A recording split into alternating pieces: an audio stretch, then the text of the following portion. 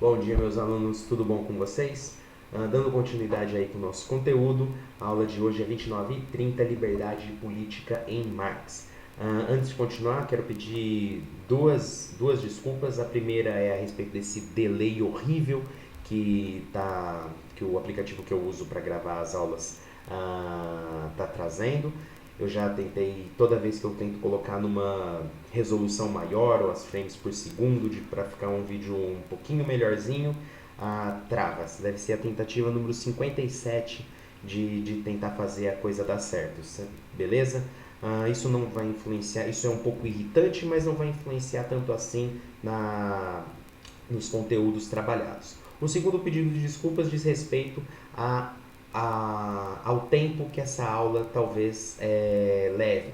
Ela vai acabar sendo uma aula um pouquinho maior, um pouquinho mais longa. Por quê? Porque além da gente ver liberdade política dentro do pensamento de Marx, a gente vai passar um pouco sobre o pensamento de Hegel. Ou seja, se Marx já era difícil por si, não basta isso, a gente ainda vai ver o incompreensível, que é como Hegel é encarado dentro da área acadêmica e da filosofia, certo? Então, eu fiz aqui uma apresentação de slide, eu espero que dê certo. Minha imagem aqui ela não vai pegar tanto texto, eu espero. De qualquer forma, eu vou disponibilizar esses slides para vocês depois, beleza? Então, que Deus nos ajude e que tudo dê certo dessa vez, beleza? Então, deixa eu pegar aqui o outro recurso que eu consigo usar. Então, aulas 29 e 30, Liberdade e Política em Marx, beleza? Então tá. Contextualizando aí um pouco antes da gente chegar na parte teórica bruta. Essa aula ela diz respeito ao século XIX, onde fala bastante da industrialização. O que acontece? Nessa industrialização ela promoveu um crescimento expressivo, tanto dos centros urbanos quanto das áreas periféricas, o que a gente chama de êxodo do campo para a cidade. O pessoal estava saindo do campo e indo em direção às cidades em busca de uma vida melhor, em busca de qualidade, de condições de emprego um pouquinho melhores. Algo que também temos até hoje, ou que a história também traz aí pra gente sobre o que aconteceu. Bom, tanto na nossa época quanto na época de Marx, que ele analisa aí o contexto social, as indústrias elas estavam saturadas e havia baixa empregabilidade, ou seja, havia baixos empregos. Esses baixos empregos e as indústrias saturadas promoviam aí o aumento da pobreza e da miséria. Vários artistas representaram esses tempos difíceis de pobreza em suas obras. Uma dessas obras aí, o material traz, que é a obra, não sei se a pronúncia está correta, de Honoré Daumer. Esse quadro aqui se chama O Vagão da Terceira Classe. Antes da gente continuar, eu peço que você pare um pouco esse vídeo e analise esse quadro. O que a gente pode extrair desse quadro aí que é oferecido para nós? Bom, o nome é Vagão da Terceira Classe, então a gente já pode deduzir que essas pessoas elas pertencem à terceira classe econômica, mais precisamente a terceira classe alemã. Que a gente consegue ver que existe uma superlotação desse vagão, as roupas dessas pessoas elas são talvez de uma qualidade um pouco mais baixa, são idosos, são cidadãos não tão velhos, crianças, bebês, tudo isso no mesmo vagão. Gente levando tudo que precisa aqui, ó, as vestimentas aqui dessas pessoas, deixa bem claro que diz respeito sobre a terceira classe que esse artista aí tentou reproduzir para nós, ou seja, a pobreza que ele via como que era encarada. Inclusive no material de vocês tem uma frase aí do Engels sobre como ele encarava, como que era a impressão da terceira classe. Era lixo, pessoas com roupas maltrapilhas, certo? Essa era a impressão que a terceira classe trazia, ou seja, era possível perceber a terceira classe de longe, tanto pelas suas roupas quanto seu modo de se comportar, beleza? Então vai. Apenas retratar a pobreza não é suficiente, certo? Para a gente superar a pobreza é sempre necessário algum tipo de ação. Então aqui eu faço um breve parêntese, essa parte aqui não diz respeito ao século XIX, é um pouco mais atual. Historiadores, cientistas sociais, políticos e jornalistas, eles possuem visões a respeito das causas da miséria. Se vocês repararem, eu coloquei aqui um asterístico na palavra visões. Por que eu fiz isso? Isso é uma forma de salvar o preconceito que existe dentro das ciências humanas, porque as ciências humanas, elas às vezes não são encaradas como ciência, mas o que elas fazem não é meramente opinião. Então eu quis distinguir aqui visões de opiniões, porque políticos, jornalistas, cientistas sociais, historiadores, para eles formularem os argumentos a respeito das causas da miséria, eles não são baseados em opinião, eles são baseados em estudo, coisas que escapam do nosso horizonte individual. Ou seja, são pessoas que estudaram não a causa da pobreza próxima a elas, mas a causa da miséria que assola o mundo. Então é uma visão um pouco mais rica, que não dá para ser chamada de opinião, ou seja, opinião não é ciência, então que essas pessoas, historiadores, cientistas, o que eles possuem são visões a respeito das causas da miséria, e cada um deles leva em consideração um fato específico para formular seus argumentos, certo? Voltando agora para o século XIX, um dos pensadores que pensou a respeito das causas da miséria e que uniu teoria e prática, ou seja, ação política, foi esse daqui, Karl Marx. Beleza? Para Marx, as relações entre ética e liberdade, elas não ficam restritas ao plano individual. O que significa dizer isso? Ou seja, com essa afirmação, eu já estou antecedendo a maneira como Marx vai analisar a liberdade. A gente já viu Spinoza, que analisa já o conceito de liberdade por uma perspectiva um pouco diferente, certo? Marx ele também vai analisar a liberdade por uma perspectiva diferente dentro das relações sociais e econômicas, certo? Então, o problema da liberdade aqui em Marx é se o ser humano pode ser livre numa sociedade dividida entre dominantes e dominados, ou, traduzindo, entre patrões ou burguesia e dominados, trabalhadores e proletariados, certo? Como que a gente trabalha a liberdade dentro desse contexto histórico, social, onde existe alguém que domina uma outra classe? Isso é um problema, isso foi um problema para Marx, e ele desenvolveu aí seus argumentos a respeito disso. Então, a filosofia ela costuma ser encarada como uma atividade meramente teórica. Isso vocês devem se lembrar com certeza aí da primeira aula de filosofia do primeiro colegial, com certeza, né? Mas vamos aí resgatar um pouco. Nessa primeira aula aí, a filosofia ela é comparada com a atividade artística, ou seja, é uma atividade meramente teórica. Existe muita prática. A filosofia ela depende muito do raciocínio, da parte teórica, então às vezes ela é vista como muito abstrata e pouco prática. Então a reflexão filosófica sobre a liberdade ela é associada à maneira como os indivíduos podem ser mais livres. Essa possibilidade de ser mais livres na história da filosofia, ela é sempre encarada dentro ou do domínio das paixões ou no desenvolvimento do nosso conhecimento, certo? Então a filosofia ela sempre acaba fazendo uma defesa do conhecimento e do domínio do homem sobre suas paixões. Isso vem desde de Sócrates, Platão, Aristóteles e vai mudando um pouco com base na sua evolução histórica. A gente pega aí novamente o exemplo do Spinoza, que analisa a liberdade de uma forma diferente, ainda assim dentro desse desenvolvimento do nosso conhecimento, do domínio das nossas paixões ou do nosso conhecimento de causa. Para Marx, essa reflexão sobre a liberdade ela também vai ser diferente, não vai ser tão teórica assim. Então tá, Karl Marx ele rompe com essa visão tradicional da filosofia. Que visão tradicional da filosofia? Essa parte aqui meramente teórica. As ideias, para o Marx, elas não podem ser entendidas fora da sua realidade histórica e material. Ou seja, Marx vai analisar a liberdade dentro da realidade histórica e material do indivíduo. Então, a prática filosófica ela não está vinculada à teoria. A prática filosófica ela deve se voltar à praxis, ou seja, à prática ou à ação. Isso aqui ele afirma em uma de suas teses, se não me engano, da 11ª.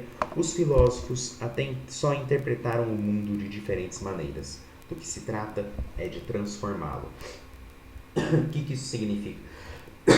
Significa, com essa frase, está remetendo ao que já fala daqui, essa parte, essa atividade meramente teórica da filosofia. Marx ele não concordava com a maneira como a filosofia era feita, através somente sobre essa atividade meramente teórica, e os filósofos só interpretaram o mundo, ou seja, só formularam teorias interpretativas a respeito do mundo. O que a gente precisa fazer? A gente precisa transformar. E para transformar o mundo, eu preciso unir meu pensamento com a minha prática, certo? Aqui vai ter uma digressão, ou seja, um desvio. A gente vai sair um pouco do pensamento do Marx e antes de chegar no pensamento do Marx, a gente vai ver sobre o pensamento desse cara aqui, Hegel, desse cara aqui bonitão, beleza? Esse é o Hegel, o retrato que a gente tem do Hegel. Por que é interessante para o material trazer o pensamento do Hegel para falar de Marx? Se Marx já era difícil, por que o material ele insiste em trazer o Hegel, que é ainda mais complicado, que é incompreensível em qualquer esfera aí de interpretação? Porque o Marx ele vai ser leitor do Hegel e ele não vai concordar com algumas conclusões que Hegel formulou a respeito da sociedade e do indivíduo, certo? Então vamos aí para o pensamento do Hegel. A gente costuma chamar de real o conjunto das coisas concretas e materiais, ou seja, aquilo que eu consigo tocar, aquilo que eu consigo sentir. E chamamos de abstrato tudo aquilo que não tem existência palpável. O que significa? Concreto é o que eu consigo segurar. Abstrato já remete à atividade mais intelectual, aquilo que são as minhas ideias, certo? Isso é a maneira a maneira comum de compreender abstrato e concreto. O que acontece? O Hegel, como bom filósofo que é, ele inverte isso. Então, se já era difícil distinguir as coisas entre concretas e abstratas, o Hegel vai lá e inverte isso completamente, afirmando que o conhecimento imediato das coisas é abstrato. O que isso significa? Aqui tem uma forma que eu encontrei de traduzir esse pensamento do Hegel. A filosofia do Hegel é muito mais complexa do que isso, certo? Então, como dá para comparar isso para tornar mais claro para vocês? Há uma distinção entre o objeto em si e as qualidades isoladas que nós percebemos dele, ou seja, o conhecimento imediato de um objeto é aquilo que eu consigo ver quando eu olho, aquilo que eu percebo quando eu olho para as coisas. Por exemplo, analisando apenas um lado desse meu celular, eu posso concluir que ele é inteiramente vermelho. Esse é o conhecimento imediato e por isso ele é abstrato para o Hegel. O que acontece? A minha razão ela consegue compreender a totalidade do objeto, ou seja, o meu raciocínio, o meu intelecto, aquilo que antes era abstrato, porque era envolvido com as ideias, para o Hegel vai ser o conhecimento real, o conhecimento concreto. Por quê? Porque somente a minha razão consegue analisar o objeto em sua totalidade, em sua forma absoluta. Ou seja, que eu consigo concluir, consigo examinar, constatar que o celular não é inteiramente vermelho, apenas um lado dele, certo? Aí é um exemplo bem porco, na verdade, só para tornar um pouco mais claro. Na filosofia é muito difícil trabalhar com exemplos, porque geralmente eles funcionam para determinada situação do pensamento do filósofo, mas não funciona de forma completa para todo o seu pensamento, certo? Então, o conhecimento real é de natureza espiritual, ou seja, o conhecimento concreto das coisas, eu só consigo acessá-lo por meio do meu raciocínio. Por isso que Hegel inverte o conjunto das coisas concretas materiais é abstrato. Nossa existência palpável, o nosso conhecimento imediato é abstrato, inclusive. Perdão, viu? É bem confuso, até o professor se confunde. Então, retomando. Para o Hegel, o conjunto real das coisas concretas e materiais ele é abstrato. O conhecimento imediato é abstrato. O conhecimento... Nossa, como é que é essa aparência? Certo? Deixa eu ver se está gravando ainda. Certo, ainda não está travando.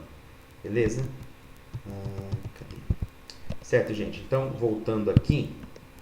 Então, real é o conjunto das coisas concretas e materiais. Bom, acho que ficou claro essa forma como Hegel inverte aí essas coisas. certo? Não é necessário e muito aprofundar muito o pensamento do Hegel. Tudo que vocês precisam saber é que o Hegel ele inverte essas coisas. O conjunto real das coisas concretas e materiais ele vai encarar como abstrato, ou seja, o conhecimento imediato ele é abstrato. O conhecimento total que eu consigo através do meu raciocínio, do meu intelecto, esse sim é o conhecimento concreto para o Hegel. Acho que agora ficou mais claro, beleza? Então tá, para Hegel, a razão não é apenas uma criação do indivíduo, uma compreensão subjetiva do mundo. A razão, nosso pensamento, é a própria essência ou realidade objetiva das coisas. Voltando aí, por exemplo, do celular, é somente a minha razão que consegue captar a essência e a realidade objetiva das coisas, porque o conhecimento imediato sempre vai ser parcial das coisas. Só a minha razão, as minhas ideias conseguem captar a totalidade aí do objeto, beleza? Então aqui tem uma frase extremamente clara sobre o Hegel, né? O que é racional é real e o que é real é racional. Os filósofos eles adoram utilizar essas frases de efeito, certo? Então o que dá para extrair dessa frase do Hegel? Ou seja, tudo aquilo que a gente consegue raciocinar é de fato a realidade, certo? E tudo aquilo que é real, que é a realidade, é aquilo que eu consigo pensar a respeito dela. Outra contribuição do Hegel é essas transformações do mundo que ele explica pelo método dialético, algo que ele vai pegar aí dos filósofos antigos, que é a tese, a antítese e a síntese. Ou seja, eu tenho uma tese que são as minhas ideias, a antítese que são as observações que eu faço do mundo, entre as minhas ideias e aquilo que eu percebo da natureza, eu extraio uma síntese. Isso fica mais claro aqui nesse slide. O desenvolvimento da história, ele se expressa por evolução do espírito do mundo. Olha só, você já estava complicado entender a razão do indivíduo, Hegel chega com esse conceito aí de espírito do mundo. Então tem um ponto de partida, a relação entre a ideia, como eu havia falado para vocês, e a natureza. Da comparação entre as duas, do choque entre ambas, eu produzo a síntese que é a razão. Ou seja, uma forma da gente entender como que Hegel está trabalhando essa razão, como que essa razão nasce, é a forma como o mundo consegue se conhecer através de nós. O mundo se conhece através de nós e nós nos conhecemos através do mundo. Olha só que bonitinho, que profundo. Em seu processo de evolução, então, a razão ela atravessa alguns estágios, desde a relação mais primitiva das coisas até o absoluto. Certo? Aqui dá para fazer uma comparação. Rousseau ele vai falar sobre o estado primitivo do homem selvagem antes da sociedade se desenvolver. É como a gente pode encarar esse pensamento primitivo aí do Hegel, ou seja, o homem antes de desenvolver a sociedade, ele possuía um contato primitivo com as coisas. Esse contato primitivo era o conhecimento imediato, certo? Esse conhecimento imediato ele consegue se refinar e se aprimorar através do conhecimento absoluto, que é o desenvolvimento da razão humana, certo? Essa evolução ela se expressa sobre a forma do conhecimento filosófico, beleza? Então, continuando aqui. Então, falando sobre a razão em Hegel, existem 3 estágios na razão para o Hegel. Primeiro é a razão subjetiva, quando o espírito do mundo toma consciência de si mesmo no indivíduo e em sua interioridade. Ou seja, a primeira razão ela é subjetiva porque é o homem tomando conhecimento de suas emoções, dos seus desejos e do seu pensamento. Tanto o conhecimento do homem como o mundo percebendo esse seu conhecimento interior. Então a razão ela é subjetiva nesse primeiro estágio. No segundo estágio, o espírito do mundo ele se realiza num grau mais elevado, chamado de razão objetiva. Ou seja, eu tenho conhecimento da minha interioridade, esse conhecimento ele se refina e a minha razão passa para o segundo estágio, onde é o conhecimento objetivo do mundo. Para o Hegel, a maioria dos filósofos eles pararam nesse segundo estágio. Por quê? Porque ficou nessa distinção entre a razão subjetiva, aquilo que era abstrato, e aquilo que era concreto, com a formulação de algumas instituições, de alguns conceitos, como a forma de família e de Estado, por exemplo, que são coisas que eu formo através da minha ideia e que eu reconheço no mundo através de suas formulações, tanto como a forma da família, Estado e a própria natureza. O terceiro estágio ele é mais elevado e ele é chamado de razão absoluta. Por quê? Por quê? Porque é uma forma de expressão da filosofia. A história da filosofia é a história do crescimento da autoconsciência. Então, o que a gente consegue extrair aí do pensamento do Hegel? A razão ela possui três estágios. A primeira diz respeito à razão subjetiva. Ok. A segunda é eu conhecendo o mundo, ou seja, o mundo se conhecendo de forma objetiva e concreta através de mim. Esse é o segundo estágio. O terceiro estágio é entender que a razão está em constante evolução na história da humanidade e a razão absoluta é a tarefa da filosofia, ou seja, a consciência e a consciência do mundo, ela só é possível através da história da filosofia. A história da filosofia para o Hegel é o crescimento da autoconsciência, ou seja, é a consciência de mim mesmo e do mundo conseguindo alcançar seus estágios mais elevados. Isso aqui é muito difícil, viu, gente? O pensamento do Hegel ele é muito mais complexo do que esse resumo que eu estou trazendo para vocês. Certo? Então, voltando para o Marx. Então, só para fechar aqui o pensamento do Hegel. Então, existe um problema no Hegel, que é essa inversão entre o conhecimento abstrato e o conhecimento imediato. Esse conhecimento abstrato, esse conhecimento imediato, ele consegue extrair da própria análise que ele faz da tese, da antítese e da síntese, que é o próprio conhecimento do mundo. Ou seja, eu tenho o meu conhecimento, que é a minha tese, que é o meu conhecimento subjetivo. Eu tenho o conhecimento do mundo, que é a antítese, que é a própria natureza. Do choque entre essas duas nasce a síntese, ou seja, o conhecimento que eu consigo fazer do próprio mundo em relação a esses dois estágios e caminhar aí para a sua evolução.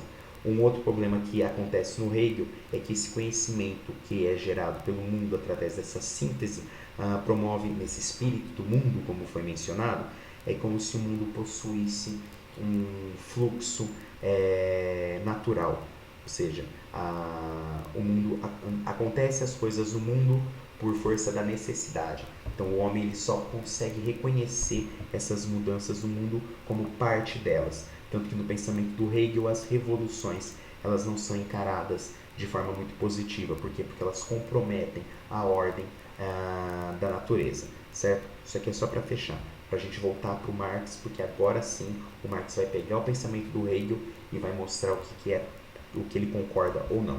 Então, se Hegel tinha virado as coisas de cabeça para baixo, tornando o conhecimento imediato como abstrato e o conhecimento intelectual como concreto, Marx vai pegar o Hegel e vai virar ele de cabeça para baixo também. Então, se Hegel já era difícil, Marx vai lá e pega o cara incompreensível e formula sua filosofia com base nos escritos do Hegel. Então, Marx ele mantém a visão do Hegel, a visão histórica como um processo dialético, ou seja, a história ela é sim um processo fruto da interação entre o homem e a natureza, que se expressa na tese, na antítese e na síntese. Porém, para o Marx não existe, eu até fiz aqui já arriscado aqui o idealismo. Para o Marx não existe esse idealismo. Para o Marx é puro materialismo. Esse materialismo aqui ele é analisado também de forma econômica, certo? As coisas materiais mesmo. Então Marx ele rejeitava completamente qualquer idealismo, certo? Então, segundo Marx, as condições materiais determinam não só o dever histórico, não só as mudanças do mundo, mas a própria consciência humana, ela é delimitada através do seu materialismo. Não é a consciência, aqui a gente tem a frase do Marx, não é a consciência dos homens que determina o seu ser, ao contrário, é o ser social que determina sua consciência. Então, para o Hegel, existia um espírito do mundo que ele consegue se desenvolver da própria análise da natureza. Para o Marx não existe isso. Para o Marx, toda consciência ela está limitada ao seu ser social em que ele vive, certo? Então, se você tem, dependendo do seu ser social, das condições que você possui, você vai ter um desenvolvimento específico da consciência, ou seja, não existe essa coisa de espírito do mundo. O ser social, o ser do mundo, ele só é desenvolvido através das próprias características materiais e das revoluções que aconteceram ao longo da história. Beleza? Então, segundo Marx, para garantir sua sobrevivência, os seres humanos eles desenvolvem relações econômicas e sociais. Isso daqui, Marx não é novo por informar esse tipo de raciocínio. Deixa eu concluir se ele está gravando. Estou cansado de fazer o vídeo gravar em momentos de clientes. Então, Marx ele não é o primeiro filósofo a falar sobre essas relações econômicas e sociais que independem da vontade dos indivíduos. Isso daqui já é mencionado lá em Platão, tanto em Aristóteles como em Rousseau, que é um filósofo bem mais moderno. O que acontece? As relações humanas, o homem, para ele estabelecer a sociedade, é preciso que existam relações sociais e econômicas, ou seja, cada um desenvolvendo uma tarefa, cada um desenvolvendo um trabalho. Isso independe da vontade do indivíduo. Por quê? Porque para nossa sobrevivência nós precisamos dessas relações econômicas e sociais. Essas relações é o que dá fruto, é o que origina a própria sociedade, certo? Começando com o trabalho na terra, com o trabalho da agricultura, certo? É o exemplo maior que a gente pode dar sobre essas relações econômicas e sociais para garantir a sobrevivência humana. Ou seja, agricultura, como questão de roupas, soldados, enfim, essas relações que independem do indivíduo e que são necessárias para a sua própria sobrevivência. Agora, analisando essas relações econômicas de forma um pouquinho mais atual, ou seja, as leis do nosso país, elas são entendidas como expressão do interesse geral de todos os brasileiros. Isso aqui é uma relação econômica, beleza? Isso aqui é uma relação econômica e nós precisamos delas para a nossa sobrevivência, que são as leis, não somente do nosso país, mas para manter a ordem em qualquer nação. Mas essas leis do nosso país, elas deveriam expressar os interesses de todos, mas não é o que acontece. Na verdade, elas expressam os interesses particulares das classes dominantes. Parece que a gente fez um salto, certo? Mas na verdade não, porque para Marx aqui a gente está analisando aí o problema da liberdade dentro dessas relações econômicas, e essas relações econômicas elas são fruto dessas relações, independem dos indivíduos e precisam garantir a sobrevivência. Então, para exemplificar, temos aí exemplo das leis brasileiras, que não são expressão do bem geral de todos, mas apenas das classes dominantes. No Brasil, as leis de cobrança dos impostos, elas estabelecem percentuais maiores para os mais pobres, ou seja, isso é completamente errado, né? Pela perspectiva sociológica e filosófica, essas relações econômicas, elas acabam beneficiando aqueles que já possuem riqueza, ou seja, aqueles que não possuem, aqueles que são mais pobres, eles pagam mais impostos. Isso não está certo, beleza? Isso daqui é um fato histórico. Os impostos eles são maiores para os mais pobres no Brasil, beleza? Não existe a taxação das grandes fortunas, algo que também já está previsto na Constituição, só que ninguém vota isso no Senado nem no Congresso. Beleza? Nesse sentido, eles apenas refletem a base econômica desigual e exploratória da nossa sociedade. Então, o que está acontecendo aqui? Por que a gente estava falando do Marx e veio agora para as leis brasileiras? Porque essa relação, essa cobrança de impostos dos mais pobres, elas refletem uma base econômica desigual e exploratória. Lembra lá nos primeiros slides, onde a gente fala sobre as causas da miséria? Pois bem, se existe uma miséria, ela possui uma causa. E essa causa ela pode ser combatida. Ela só não é combatida por quê? Porque as leis elas não expressam o interesse geral dos brasileiros, mas apenas das classes dominantes, ou seja, os mais ricos que não pagam os impostos devidos. Quem fica com as maiores taxas são os mais pobres. Tudo isso que eu falei reflete a base econômica desigual da nossa sociedade, ou seja, dos mais pobres sendo explorados pelos mais ricos, beleza? Isso daqui é um exemplo que a gente pegou para ilustrar o pensamento do Marx. Isso aqui, essa realidade aqui brasileira, essa exploração, não é algo exclusivo do Brasil. Isso acontece em várias sociedades, inclusive na de Marx. Então, Marx ele observou que essa realidade complexa inclui, de um lado, o desenvolvimento espetacular da produção industrial, aqui eu coloquei em amarelinho, e de suas técnicas cada vez mais avançadas. Isso daqui é a evolução industrial, essa produção industrial, Marx chamou de forças produtivas, de um lado. Do outro, existe a miséria crescente dos trabalhadores, beleza? Então, pode parecer trivial e bobo, essa conclusão que Marx faz, mas ele conseguiu fazer essa análise estudando, inclusive, a história. Ele percebeu que isso perpassa toda a história. Isso vai só se refinando, porque existe esse desenvolvimento e essas técnicas mais avançadas. Beleza? Então, o desenvolvimento cada vez maior das forças produtivas, conhecimento técnico e científico, formas de organização coletiva do trabalho, gera aumento de riqueza. Mas essa riqueza não vai para os trabalhadores. Ou seja, existe bastante avanço tecnológico, existe bastante avanço no que diz respeito ao trabalho e a forma de executar o trabalho. Essa forma de executar o trabalho que avança através da história, ela gera riqueza. Só que essa riqueza, o trabalhador que gera essa riqueza trabalhando, esse lucro não vai para ele. Esse lucro vai para a burguesia ou para o empresariado, como nós diríamos numa escala mais atual. Certo? Então, as relações de produção, elas impedem que os operários se beneficiem do lucro. Ou seja, existem então os dominantes e os dominados. O dominante é o burguês, o dominado é o operário. E o operário, ele não se beneficia do lucro que todas as técnicas avançadas promovem para a geração de riqueza.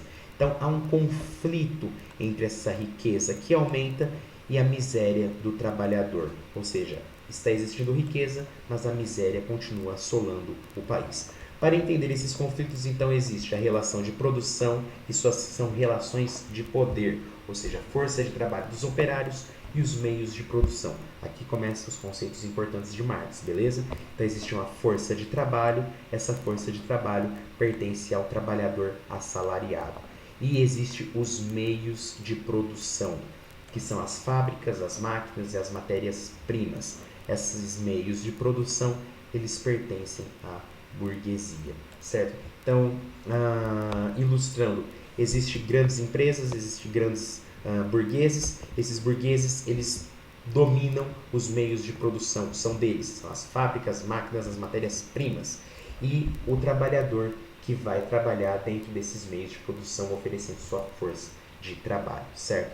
E os interesses, tanto da burguesia quanto do proletário, são bem diferentes. E esses interesses e realidades diferentes geram fortes tensões entre esses dois grupos, beleza? Então, o conflito entre essas classes não é exclusivo somente do capitalismo, beleza? Então, o pessoal aí que fala que Marx critica o capitalismo, sim, Marx critica o capitalismo, só que esse problema entre a causa da miséria, a geração de riqueza e exploração do trabalhador, isso é desde o passado, beleza? Marx resumiu esse processo na célebre frase: a história de toda a sociedade que existiu até agora é a história da luta de classes. Beleza? Aqui deveria ter um espaço, depois eu corrijo isso para mandar os slides para vocês. Então, o desenvolvimento das forças produtivas em determinado momento da história estabelece um antagonismo entre essas duas classes. De um lado, a gente tem então a classe dominante e os instrumentos de produção. Do outro, a gente tem a classe dominada, que é responsável pela produção e pela riqueza, que se expande continuamente. Ou seja, existe o pessoal que está enriquecendo, e esse pessoal que está enriquecendo, ele é um número muito menor do que a classe pobre, que se expande continuamente.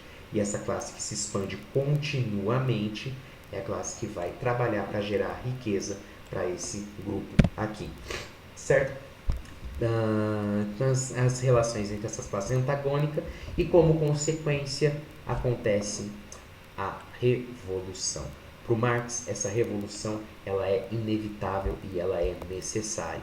Por quê? Porque tal mecanismo ele pode ser encontrado ao longo da história. Certo? Então, o que acontece? O Marx ele analisou, como a gente está falando, esse problema não é exclusivo do capitalismo.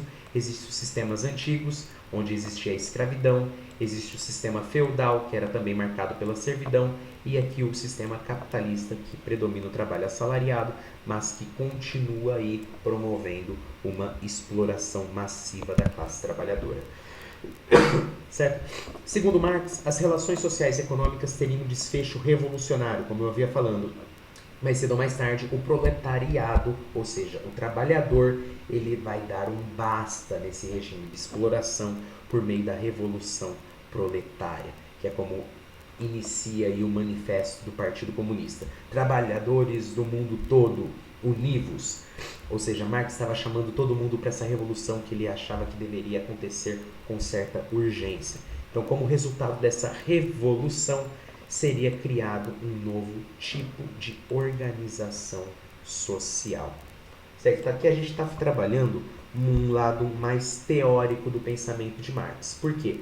Porque existe aí a análise que ele faz da exploração da classe trabalhadora, e essa exploração da classe trabalhadora que está envolvida com o meio social do indivíduo, ela promove essa revolução. E essa revolução, num quadro mais amplo, ele geraria um novo tipo de organização social. Por isso que Marx ele é encarado como utópico para muitos estudiosos do tema. Por quê? Porque promove essa organização social e econômica nova, ela ainda não aconteceu. Pelo contrário, o que acontece é o capitalismo se refinando nos seus métodos de exploração. Eu posso citar aí os Ubers da vida, as entregas de comida de bicicleta, com trabalhadores que não possuem direito algum para exercerem suas atividades, que pertencem ao grupo informal dos trabalhadores, que praticamente estão trabalhando para sobreviver, ou seja, é a exploração continuando nesse sistema capitalista, apesar do avanço tecnológico. Ficou claro como que acontece aí? Então tá, então essa revolução proletária que ainda não aconteceu e que deve acontecer, de acordo com Marx, ela promoveria uma nova organização social e econômica, com a abolição da propriedade privada. Pessoal, atenção nesse conceito aqui de propriedade privada, por quê? Porque propriedade privada é diferente da forma como alguns filósofos encaram. Propriedade privada não são os meus objetos de consumo. Marx não é contra o consumo. Marx é contra essa propriedade privada no que tange aos meios de produção. O trabalhador trabalha nos meios de produção. Esses meios de produção eles pertencem à burguesia. Ela é detentora dos meios de produção com a sua propriedade privada. O Marx ele pretende abolir essa propriedade privada no que tange aos meios de produção. Beleza? Então o proletário dominaria esses meios de produção e ele conseguiria promover essa organização social e econômica. O que fica em um breve comentário é complicado porque como diria Paulo Freire, se a educação não é libertadora, o sonho do oprimido é virar opressor. Ou seja, se esse proletário ele não se esclarecer para fazer sua revolução, ele vai dar origem a uma nova sociedade exploratória, certo? Mas era só um comentário aqui para falar sobre essa evolução que deve acontecer, só que ela precisa acontecer de forma clara, de forma mais igual e possível. Que levaria ao estabelecimento de uma nova ordem política, jurídica, com o surgimento de novas formas de consciência. Ou seja, essa evolução aqui que acontece com a revolução proletariada, ela vai mudar completamente toda a estrutura da sociedade, promovendo inclusive novas formas de consciência. Lembra lá do Hegel, do espírito do mundo? Então, o espírito do mundo aqui em Marx, ele pode ser encarado como uma forma do mundo se conhecer, modificando essa sua consciência através dessa revolução. Para o Hegel, a revolução ela era vista como nociva, porque atrapalha a ordem natural do mundo se conhecendo. Para o Marx, a revolução ela é necessária, porque ela vai promover até uma nova forma do mundo de se conhecer, uma forma nova da consciência se descobrir, certo? Que é exatamente isso daqui. Se essa evolução for feita, nós vamos encontrar uma outra forma de liberdade. Então aqui outro conceito importante é o conceito de liberdade e alienação em Marx. Então a crítica de Marx à sociedade e ao pensamento do seu tempo também repercutiu em sua abordagem sobre a sua liberdade, ou seja, Marx analisa o contexto social, só que ele também analisa a parte da liberdade, como que o seu pensamento trabalha com o conceito da liberdade. Então, falando um pouquinho aí de história, a Revolução Francesa ela gerou vários pontos positivos para o trabalhador. Importantes direitos foram conquistados, isso inclusive até hoje. E só um comentário, gente, nenhum direito é eterno. Para que o direito se mantenha, é sempre necessário luta política e luta social. Por quê? Porque a Revolução Francesa é um exemplo disso. Foram precisos várias vários conflitos, muito derramamento de sangue para alguns direitos serem conquistados, isso em 1789, certo? Então, além disso, além da Revolução Francesa, especialmente na Inglaterra, desenvolveu-se o liberalismo político, um pensamento econômico e filosófico que buscava proteger a liberdade do indivíduo perante o poder do Estado, sobretudo quanto ao direito da propriedade. Aqui a gente também poderia mencionar Locke, que defendia os direitos naturais do indivíduo, e dentro desses direitos naturais, direito à vida, direito à liberdade, existia também o direito da propriedade. Locke ele é um forte defensor da propriedade privada, diferente aí de Marx, de Rousseau, de outros filósofos da história, certo? Então, como que a liberdade se relaciona com a alienação e como que todo esse conteúdo aqui, só desse slide, promove aí o pensamento do Marx, certo? A Revolução Francesa, ela trouxe voto e liberdade de expressão com os direitos dos trabalhadores, mas isso não é o bastante para promover a liberdade de acordo com Marx. Apesar de ser influenciado pelo pensamento liberalista, pelo liberalismo do seu tempo, Marx criticou essas conquistas sociais. Por quê? Porque só foi encontrado um tipo de liberdade, uma liberdade dentro da exploração e dentro do consumo. Então, a liberdade individual desenvolvida pela Revolução Francesa e pelo liberalismo, ela está excessivamente restrita aos limites da sociedade burguesa, ou seja, essa liberdade aí só diz respeito a uma liberdade de consumo, uma liberdade de compra, uma liberdade da sociedade burguesa. Elas foram conquistadas, então, a liberdade de religião, liberdade da propriedade e liberdade da indústria, liberdade do trabalho, direitos do trabalho. Só que o homem, de acordo com Marx, ele continuava preso à religião como uma ferramenta de instituição social, como controle, uma propriedade, o homem também estava preso à sua propriedade, priorizando mais a propriedade do que a própria vida, e ao egoísmo da indústria. Ou seja, direitos foram promovidos, só que a exploração ainda existia. Isso aqui está presente nessa obra aqui de Marx, A Questão Judaica, de 1844. O burguês pode ter conquistado a liberdade, mas, em grande medida, ela teria se reduzido ao direito de indivíduos isolados desfrutarem de seus patrimônios privados. Ainda não havia sido conquistada a verdadeira libertação ou emancipação do ser humano. Ou seja, gente, aqui é onde culmina todo o pensamento do Marx, certo? Tudo que a gente falou até então para cair no pensamento da liberdade e política do Marx é através disso. Ou seja, tudo que aconteceu na história, todos os acontecimentos, eles só promoveram essa liberdade no sentido dos indivíduos isolados em seus patrimônios privados. A liberdade de verdade só é conquistada através daquela revolução do proletariado. Lembra? Apenas assim o homem vai conseguir se emancipar, certo? Então a crítica de Marx à liberdade, a gente precisa pegar o contexto de alienação. Em Hegel, novamente, alienação significa espírito infeliz, separado do mundo. Ou seja, o indivíduo ele consegue se conhecer através do mundo e o mundo se conhece através do indivíduo, como foi dito nos slides anteriores. O Hegel, a alienação é quando o indivíduo ele não se percebe como parte desse mundo, ele se vê de forma separada e isso faz ele se tornar infeliz.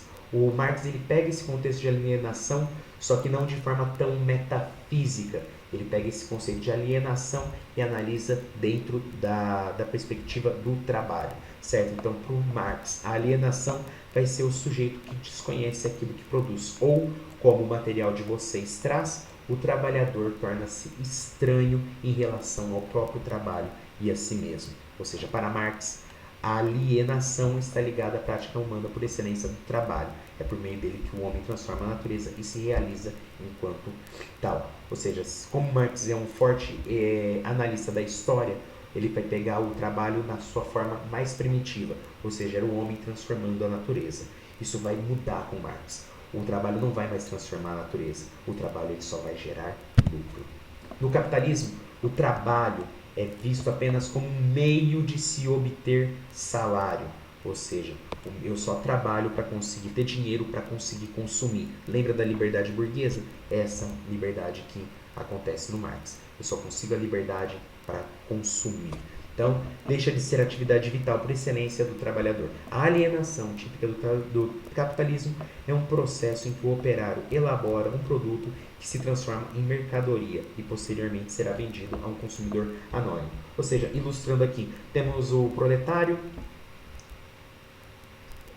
temos o trabalhador, ele está produzindo aí alguma coisa, ele às vezes não sabe aquilo que ele está produzindo, pega aí a montagem de celulares da Apple, que é uma empresa aí que tem bastante problemas aí com a sua fabricação de seus produtos por causa de exploração de mão de obra, certo? Então tem o trabalhador que monta ali o celular da maçã.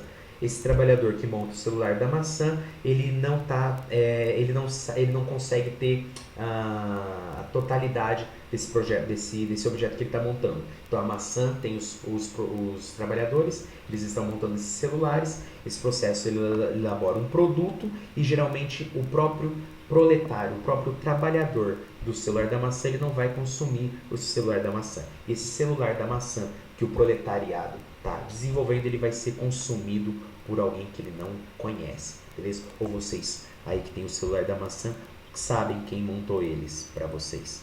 Deveriam pesquisar sobre como funciona aí os objetos das empresas que vocês consomem. O produto do trabalho ele torna-se inteiramente estranho, alheio ao trabalhador, ou seja, torna-se independente. Ou seja, parece que o produto que é produzido ele ganha existência separada, independente do indivíduo. O indivíduo está lá só para usar sua força de trabalho para produzir alguma coisa que às vezes ele nem vai consumir, só para conseguir ter salário para às vezes poder comprar aí o celular da maçã ou as outras coisas que outros trabalhadores vão produzindo. Então a força de trabalho ela é vendida ao capitalista como mercadoria. É possível falar então de liberdade a partir dessa descrição das relações sociais e das condições a que estão submetidos os sujeitos? Não. Ou seja, temos um trabalhador e ele precisa se submeter, às vezes, a condições degradantes para manter seu próprio trabalho. Isso está certo? O material já responde. Não, não está.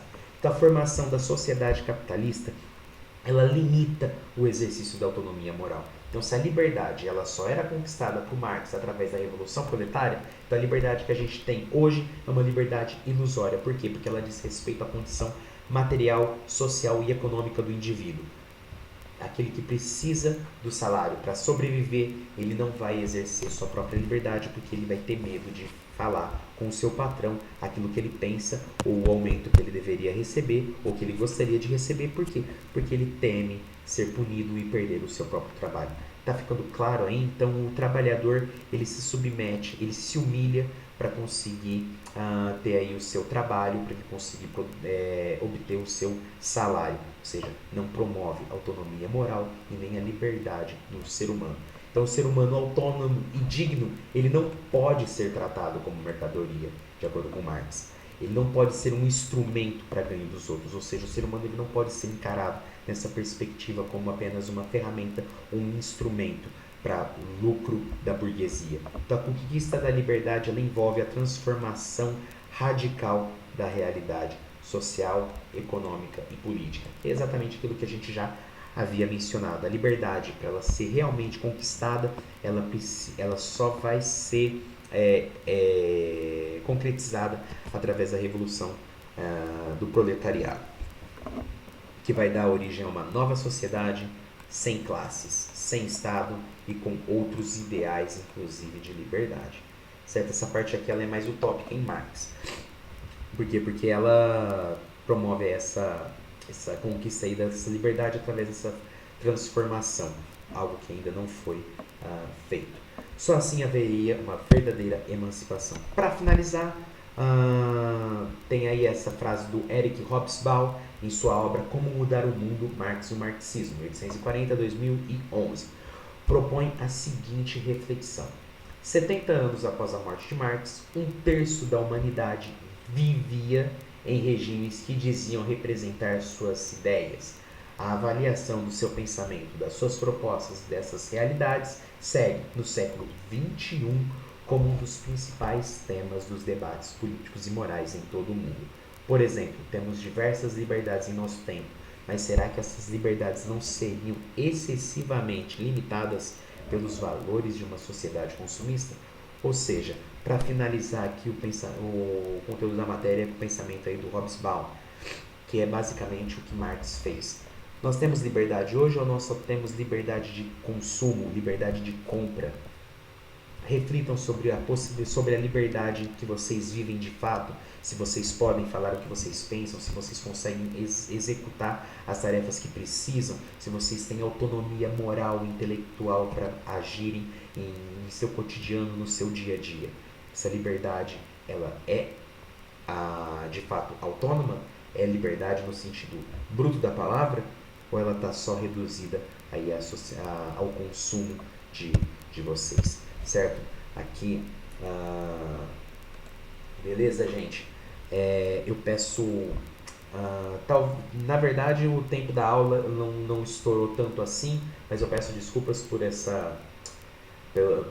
pelo tempo que essa aula levou. O conteúdo era extremamente mais complexo, certo? Espero que tenha ficado claro boa parte do que eu pretendi falar para vocês. Qualquer dúvida eu estou à disposição, podem me chamar. Marx e Hegel é extremamente difícil, eu peço desculpas por qualquer erro nos slides ou engasgadas na hora de falar sobre esses conteúdos. É de fato muito complexo, viu, gente? Então eu agradeço a paciência de vocês. Qualquer dúvida podem entrar em contato comigo. Eu vou liberar os exercícios do plural para vocês executarem, certo? E novamente, qualquer dúvida, basta me mandarem mensagem, certo? Agradeço aí a paciência por me escutarem falando sobre esses dois autores extremamente complexos.